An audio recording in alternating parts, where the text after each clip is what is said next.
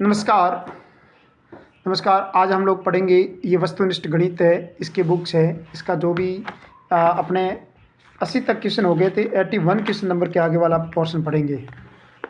81 question number 81। देखो 81 question लिखा हुआ है कि सारणिक में 10 का फैक्टोरियल, 11 का फैक्टोरियल, 12, 13 इस प्रकार ये इसके फैक्टोरियल का मान निकालना है। तो कुछ नहीं करना, आपको क्या करना है, आपको इसका फैक्टोरियल करके इसको जोड़ना है, बाकी कुछ नहीं करना है। देखो इस मैं इसको फैक्टोरियल खोलना है और कुछ नहीं करना है। इसका फैक्टोरियल खोल दिया और सॉल्व करते गए। जैसे ही फैक्टोरियल खोलना है, ये सारणी खोलना आना चाहिए। जैसे ही सारणी खोलेंगे तो इस प्रकार वैल्यू आइए, उसके बाद ये इस प्रकार इसको खोलेंगे और इसको सॉल्व करेंगे। हम लोग सॉल्व करना आपको आता है, तो ये इस प्रकार से सॉल्व करके आप लोग इसको सॉल्व करने के बाद इसका रिजल्ट आ सकता है 2, 10 का फैक्टोरियल, 11 का फैक्टोरियल, 12 का फैक्टोरियल। अगला क्वेश्चन है 81 क्वेश्चन हो गया था। 82 क्वेश्चन देखो, 82 क्वेश्चन लिखा हुआ है, यदि 1 ओमेगा और ओमेगा स्क्वायर इकाई की घनमूल हो तो एन का वैल्यू है वो 3 पी के बराबर नहीं होनी चाहिए। पी जेड को बिलोंग कर रहा है, तो इसकी वैल्यू कितनी होगी। ऐसा क्वेश्चन आएगा, आप डायरेक्ट एन की वैल्यू रख के पुट करके कर सकते हो। जैसे ही मैं एन की वैल्यू पुट करूँगा, वन पुट करूँगा, तो हमारे पास ये वैल्यू आई थी। उसके बाद मैं क्या करूँगा, इसके अंदर ऑपरेशन लगा दूँगा। क्या ऑपरेशन लगाऊंगा, C1 के अंदर ऑपरेशन लगा दिया, C1 + C2 + C3।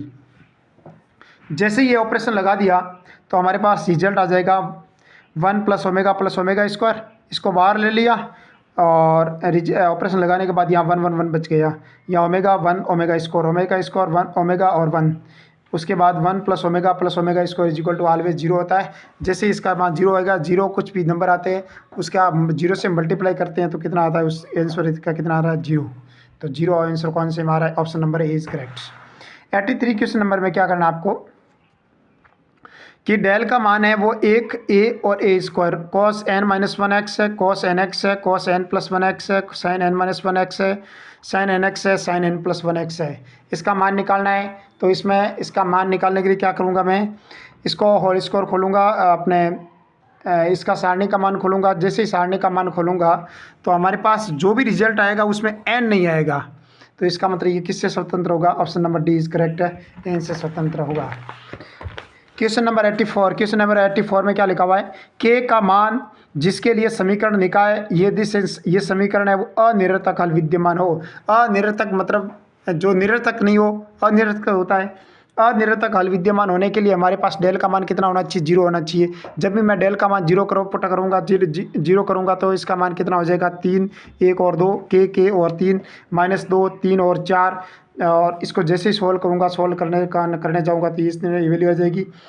और इसको वापस मैं इस 3 का -4 k से और इस 3 का -9 से मल्टीप्लाई करूँगा और 6 का k से और 4 का k से मल्टीप्लाई करूँगा। उसके बाद -2 का 3 से मल्टीप्लाई करूँगा, उसके -2 का -2k से मल्टीप्लाई करूँगा, उसके = 0 करूँगा तो इसके मान हमारे पास आ जाएगा -12 k, -27, 10 k और ये इसका मान आ जाएगा। तो k का मान हम लोग क्या इतना आ जाएगा, 33/2। ये ऑप्शन मैच हो जाएगा।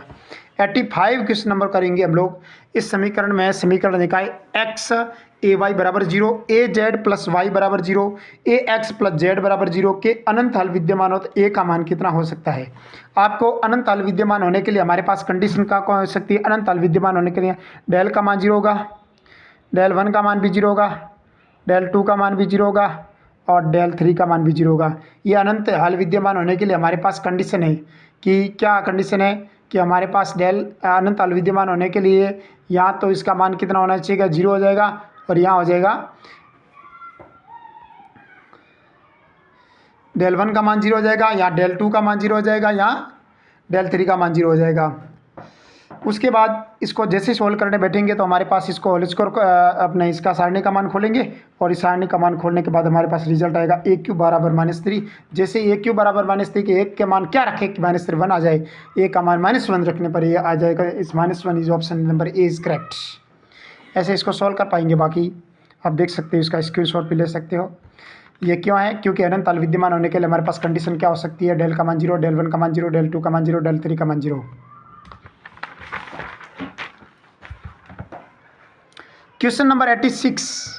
86 क्वेश्चन में क्या लिखा हुआ है, यदि समीकरण निकाय x plus y plus z बराबर 6, x plus 2y plus 3z बराबर 10, x plus 2y plus z बराबर म्यू के कोई हल नहीं हो, तो हमारे पास कोई हल नहीं हो तो नो सॉल्यूशन के लिए हमारे पास कंडीशन क्या हो सकती है, डेल का मान 0 या डेल 1 का मान 0 नहीं होना चाहिए।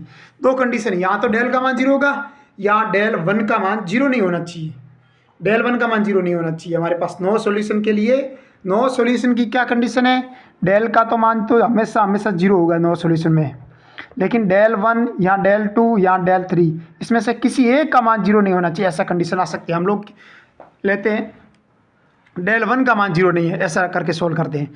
जैसे डेल का मान 0 किया तो हमारे पास ये कंडीशन आई, इसको आगे सोल्व करते गए तो हमारे पास ये कंडीशन आई, इसको आगे सोल्व करते गए तो लैम्बडा का मान 3 आ गया। तो ऐसे हम लोग लैम्बडा का मान निकाल सकते हैं। और उसके बाद डेल 1 निकालेंगे। डेल 1 निकालने पर हमारे पास देखो ये इस प्रकार का मान आ जाएगा, क्योंकि डेल 1 में कैसे डेल 1 कैसे लिखते हैं, ये जो पोर्शन होता है ना, या ये पीछे वाला ये जो पोर्शन होता है ना y = 2 वाला, वो 1 नंबर पर आ जाएगा। डेल 2 के अंदर ये पोर्शन 2 नंबर पर आ जाएगा, मतलब y की जगह आ जाएगा। डेल 3 के अंदर ये पोर्शन 3 नंबर पर आ जाएगा, मतलब z की जगह पुट आउट हो जाएगा। बाकी आप देख सकते हो, देखो ये आंसर आ गया, सॉल्व किया आंसर आ गया। तो ये ऑप्शन कहाँ बैठ रहा है, डेल का तो लेमडा का तो मान 3 है, लेमडा का मान यहाँ पर भी 3 आ रहा है, यहाँ पर 3 है, लेकिन म्यू का मान क्या नहीं होना चाहिए, 10 नहीं होना चाहिए। देखो म्यू का मान 10 नहीं, option number C is correct, ये ऑप्शन नहीं सी करेक्ट होगा।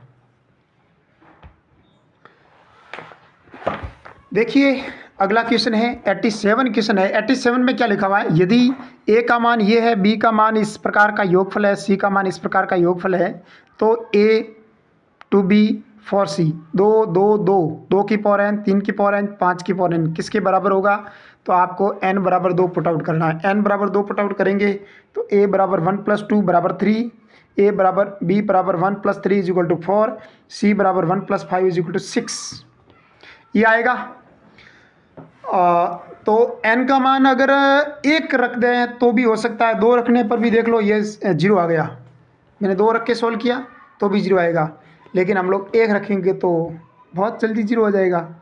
1 रखा 1 2 5 2 4 2 4 2 2 2 2 3 5, 1 रखा मतलब a का मान भी 1 और b का मान भी 1 और 3 का c का मान भी 1। एक संख्याओं का योगफल 1 ही होता है, सभी 1 से शुरू हो रही है, इसका मतलब केवल 1 जोड़ दिखा, पीछे वाला कुछ लिखना ही नहीं है, कोई मतलब नहीं इसका। ये इनका मान 1 मतलब एक संख्याओं का योगफल, एक संख्याओं का योगफल सभी 1 ही है। 86 क्वेश्चन हो गए थे हमारे पास। क्वेश्चन नंबर 86 हो गए थे, हाँ 87 हो गए थे। 88 क्वेश्चन नंबर देखो, 88 क्वेश्चन नंबर 88।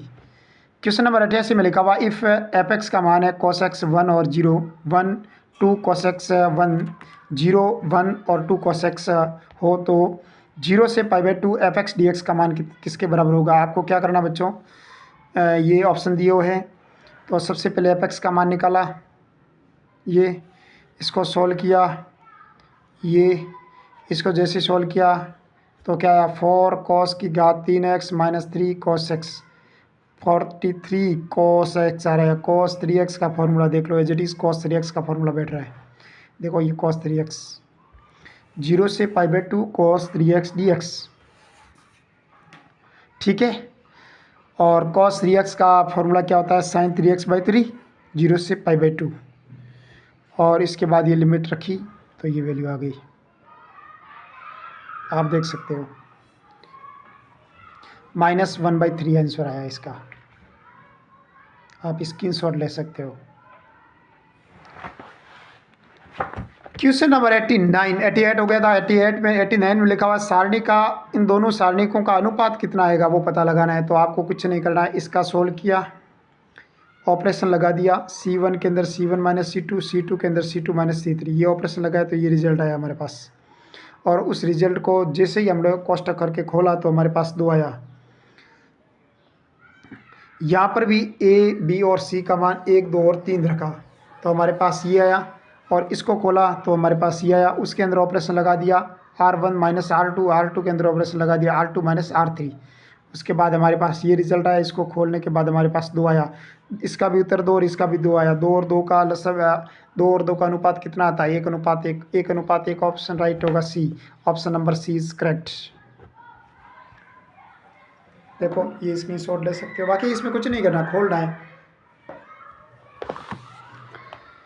समीकरण निकाय x + y + z = 2, 2x + y - z = 3, 3x + 2y + kz = 4 के अद्वितीय हल विद्यमान हो। अद्वितीय हल विद्यमान हो इसका मतलब क्या होना चाहिए? डेल का मान क्या होना चाहिए? अद्वितीय हल विद्यमान होने के लिए डेल का मान 0। डेल का मान जब 0 नहीं हो तो वो अद्वितीय हल होगा। जब डेल का मान 0 नहीं होना चाहिए तो हमने इसको सारणी को ये x की वैल्यू रख दी, या y की वैल्यू रख दी, या z की वैल्यू रख दी। उसके बाद इसको सॉल्व किया, इसके बाद सॉल्व किया तो हमारे पास देखो k का मान कितना आ गया? 0। लेकिन अद्वितीय हल विद्यमान होने के लिए हमारे पास k का मान क्या, डेल का मान कितना नहीं है, क्या नहीं होना चाहिए? डेल का मान 0 नहीं होना चाहिए। और जब 0 नहीं होना चाहिए मतलब k का मान क्या है? 0 0 0 नहीं होना चाहिए। अब 0 नहीं होने वाला कौन सा विकल्प है? विकल्प नंबर 1। विकल्प नंबर 1 क्या है? k का मान रियल नंबर होगा केवल 0 को छोड़कर। ये कहना ये चाहता है, ये क्या कहना चाहता है कि k का मान रियल नंबर होगा केवल और केवल 0 को छोड़कर। बाकी आप देख सकते हो 91 क्वेश्चन में लिखा हुआ है कि डेल का मान ये है और इसका मान कितना होगा। तो मैंने डेल का मान वापस इस डेल का मान यहाँ नीचे लिखा, इसी डेल के अंदर मैंने ऑपरेशन लगा सकते हैं। डेल के अंदर किसी प्रकार का कोई ऑपरेशन लगाते हैं ना, उसमें किसी प्रकार के डेल में परिवर्तन नहीं आएगा। मतलब आपने इसके अंदर ऑपरेशन लगा दिया, अब ये कहो और ये कहो एक ही बात है। समझ में आई बात? ऑपरेशन लगाने पर डेल के वैल्यू में किसी प्रकार का कोई चेंजेस नहीं होता है, मतलब हम लोग उसके एडजस्ट कर रहे हैं, बाकी कुछ नहीं ज़्यादा। ठीक है,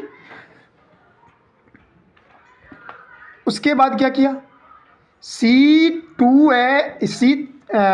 कॉलम नंबर 3 को सभी को 4 से मल्टीप्लाई किया। अब 4 से कोई भी चीज़ को मल्टीप्लाई करते हैं ना, उसको करते हैं, इसका मतलब जब 4 से इसको मल्टीप्लाई किया तो उसको मल्टीप्लाई करना पड़ेगा। ठीक है, इसके अंदर किसी प्रकार का कोई परिवर्तन है। जब 4 से मल्टीप्लाई करेंगे तो इसका मतलब इसको कॉलम को मल्टीप्लाई करेंगे तो इसका मान तो डेल है ही। जब कॉलम को मल्टीप्लाई करेंगे तो 4 आगे मल्टीप्लाई हो जाएगा, मतलब 4 डेल आंसर आ जाएगा। Option number D is correct. अगला है क्वेश्चन नंबर 92 में लिखा हुआ है, यदि समीकरण निकाय इस समीकरण संगत हो तो अल्फ़ा का मान कितना होगा? सब संगत हल है, इसका मतलब इस डेल का मान क्या होगा? 0। जब संगत हल है तो इस डेल का मान कितना हो जाएगा? 0। जब डेल का मान 0 हो जाएगा तो इसको सॉल्व करने बैठेंगे तो 0 आ जाएगा। तो 0 कहाँ आ रहा है? Option number B is correct.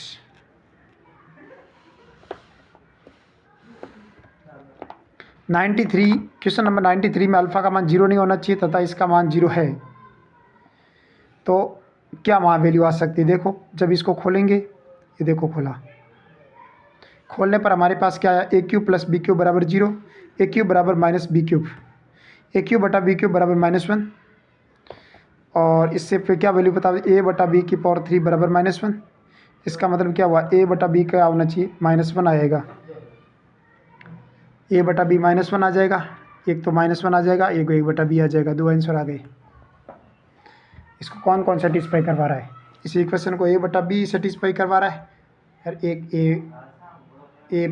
-1 satisfy करवा रहा है, बस दोनों आंसर है।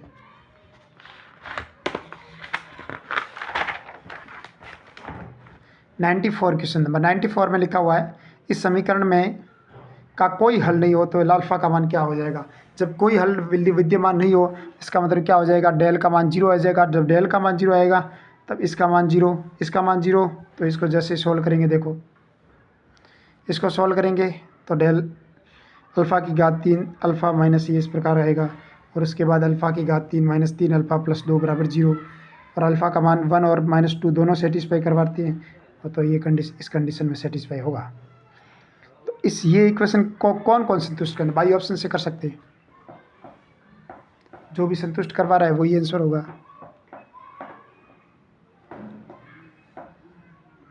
इस प्रकार इसको आप सॉल्व कर सकते हो।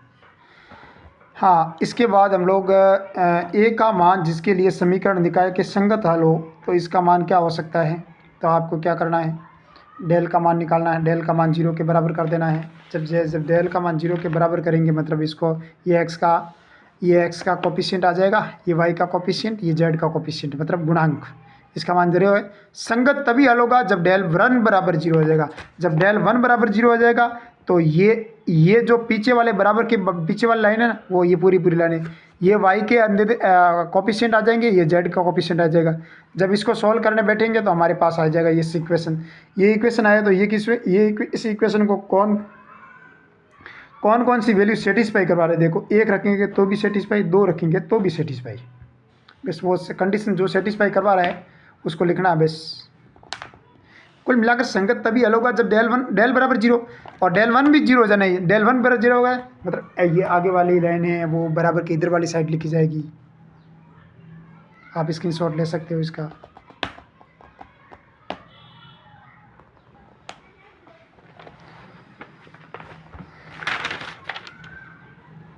अगला 96 में लिखा हुआ है निकाय समीकरण x + 2y + 3z बराबर 14 है। 2x + 3y + z बराबर 11 है। 3x प्लस इसके हलों की संख्या कितनी आएगी। जब इसको सॉल्व करने बैठेंगे तो डेल 1 का मान भी 0 आ रहा है, डेल का मान भी 0, डेल 2 का मान भी 0, डेल 3 का मान भी 0। सभी को सॉल्व करना पड़ेगा और देखो इस प्रकार सॉल्व करना पड़ेगा सभी को। जब सभी के मान 0 आते हैं ना तो उसके अनंत हल होते हैं, क्योंकि अनंत हल की कंडीशन सेटिस्फाई हो रही है यहाँ पर। तो आपको ये चेक करना पड़ेगा, थोड़ा टाइम लगेगा इसमें प्रश्न में। तो आप इस प्रकार के क्वेश्चन को देख ही सकते हैं, यहाँ पे छोड़ भी सकते हो, लेकिन इसको आप याद भी कर सकते हो ऐसे क्वेश्चन को। 96 क्वेश्चन में क्या लिखा हुआ है, log e की पावर 2, log e की पावर 3, log e की पावर 4। इस प्रकार ये वैसे ये इसकी पावर है। जब log की पावर m की पावर n हो तो इसको क्या लिख सकते हैं, log m ऐसे लिख सकते हैं। तो आपको क्या करना है, इस 2 को आगे लेना है, बस ये 3 को आगे लेना, 2 को आगे लेना, 2 को आगे लेना, इस प्रकार ऐसे लिख सकते हैं। उसके बाद log e को कॉमन लेना है, इसमें भी कॉमन, इसमें भी कॉमन, इसमें भी कॉमन, तो पावर 3 कॉमन आ जाएगी बाहर। ठीक है, और जब 3 पावर कॉमन आ जाएगी बाहर, देखो 1 2 और 3 आया, वापस 2 से शुरू, जहाँ 2 नंबर आ रहे हैं ना वहाँ पर ये 2 3 4 आया, फिर वो 3 4 5 आ गया। इसका मतलब ये क्रम से जब भी आ जाए ना तो इसका मान हमेशा 0 आता है। जब कोई भी log e को मान 0 से मल्टीप्लाई करें तो आंसर 0 ही आएगा, सीधी सी बात है। 98 क्वेश्चन लिखा हुआ है, x + y, y + z, z + x, x y और z, x - y, y - z, z - x किसके बराबर होगा। ये आपके लिए दिए हुए A B C option, D option भी दिया हुआ 0। तो आपको पुटिंग करके कर सकते हो, x y और z तीनों की वैल्यू एक एक पुट करें तो तीनों ऑप्शन कहीं मैच नहीं हो रहा है, तो इसका मतलब पुट भी कर सकते हैं। जब पुट करेंगे तो ये 2 2 2 आ जाएंगे, या 1 1 1 आ जाएगा, यहाँ 0 0 0 आ जाएगा। जब 0 0 0 आएगा तो option number D is correct बैठ जाएगा। Option number D is correct. बिल्कुल पुट कर सकते हैं, 0 1 1 पुट कर सकते हैं। और सीधा करेंगे तो मेथड से ये देख लो, एक लगानी थी, R1 के अंदर R3 जोड़ना था तो हमारे पास ये आ जाए। उसके बाद 2 कॉमन लेना थे, 2 ये R1 = R2। जब दोनों कॉलम इक्वल आ जाए, 2 रो इक्वल आ जाए तो इसकी वैल्यू ऑलवेज 0। और ये कंडीशन बार बार आएगी, आप सेटिस्फाई याद करना, ये बार बार क्वेश्चन में आती है। 1 के बाद 2 2 3, वापस 2 नंबर पर ये 2 इधर आ जाए ना और क्रम से हो तो उसका मान 0 आता है। ये संख्या यहाँ आ जाए क्रम से हो तो उसका मान 0 आता है हमेशा। 99 क्वेश्चन नंबर में क्या करना है, a + x, b + c, b और c, a b + y, c a b और c + z। इसका मान किसने बराबर हो जाएगा। ये ऑप्शन है, ये ऑप्शन, या ये ऑप्शन, या ये ऑप्शन। आपको कुछ नहीं करना है, इधर में से x कॉमन लेना, इधर में से y कॉमन लेना, इधर में से z कॉमन लेना है। ये z x y z common ले लिया। फिर इसकी वैल्यू कितनी होती है, तो इसकी वैल्यू ऑलवेज कितनी होती है, देखो ऑपरेशन लगा दिया, कॉलम नंबर फर्स्ट में ऑपरेशन लगा दिया, C1 + C2 + C3, फिर ये बार ले लिया, फिर इसको सॉल्व किया तो कितना आ जाएगा, इसका मान 1 आ जाएगा। तो ये ऑप्शन राइट बैठेगा। क्वेश्चन नंबर 100 क्वेश्चन में लिखा cos A X minus A, cos A minus A plus X, cos X sine X plus A, sine X minus A, sine X cos A tan X, cos A tan cos x, cos x 2x। इसका मान कितना आएगा? इसका मान 0 आएगा। बस आपका solve कर सकते हो इसको। तो इसी प्रकार हमने आज 100 क्वेश्चन करेंगे और इसी श्रृंखला को एक और वीडियो आएगा, इसके साथ ही आपके जो 9.1 है ना वो पूरी हो जाएगी और इसके बाद हम लोग आगे वाले जो पोर्शन है उसको पढ़ेंगे। और बहुत ही शॉर्ट मेथड से आपको मैं पढ़ा रहा हूँ और जो मैं मेथड बता रहा हूँ, जो मैं ट्रिक्स बता रहा हूँ वो प्रत्येक जो प्रश्न हो उसमें अप्लाई हो, ऐसे ट्रिक्स मैं यूज़ कर रहा हूँ। और इसके बाद मैं 1 शॉट लाऊंगा धीरे धीरे। और आप इस चैनल को आगे बढ़ाने के लिए मेरा सहयोग करें और आपके सहयोग से ही मैं इस चैनल को बहुत ही आगे लेकर जा सकता हूँ। मैं पूरी की पूरी SR आपको ट्रिक्स के साथ में और बहुत ही बेहतरीन तरीके से आपके सामने यूट्यूब पर बिना पैसे आपको रिप्रेजेंट करूँगा।